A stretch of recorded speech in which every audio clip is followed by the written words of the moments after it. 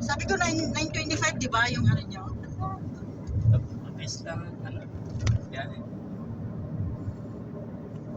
Tagal kasi ng taxi dun sa work ko, kaya nag-pass muna ako. Ayun, sa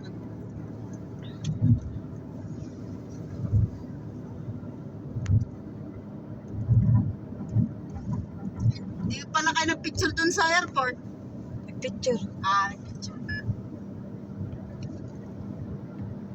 Laki welcome to Macau. Kaya nga, niloko ko nga. Baka kung may banner tayo. Tawan-tawa.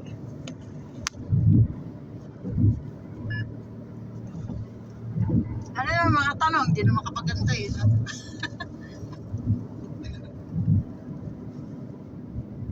I-video muna. Ito yung parating ko eh. Nakaka kung ikaw yun.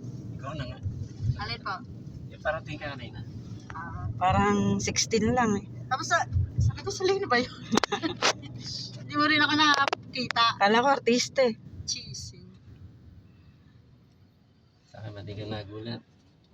Ha? Hindi ka nagulat sa mukha ko. Laki na tinandaan. Eh, nangitim nakatatrabaho. Oo nga. Sabi pa naman yung takot daw. Ba't ka natakot?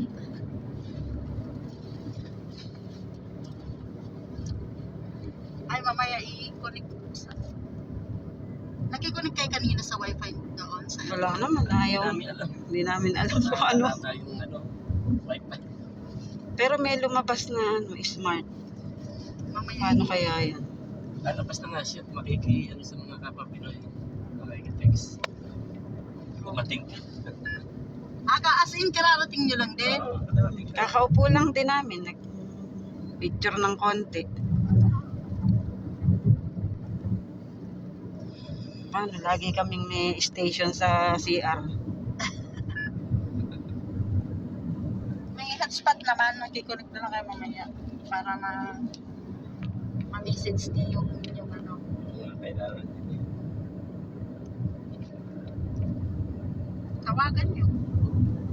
Umaga pa naman. Kahit message na lang. Ikaw, tatawagan mo si Ate Bio. Baka siya. Ha? Yung ano ko. Anak mo? Ayan, Macau Tower. Yan, nagja-jogging sila. Dito madala si Sir Gavin, yung vlogger na pinanong. Lagi siya dito. Mapapasal na yung plan yan. Tingnan mo nga po kung kaya ng isang araw yan na sinasabi ko. Sabi ng isang Basta importante yung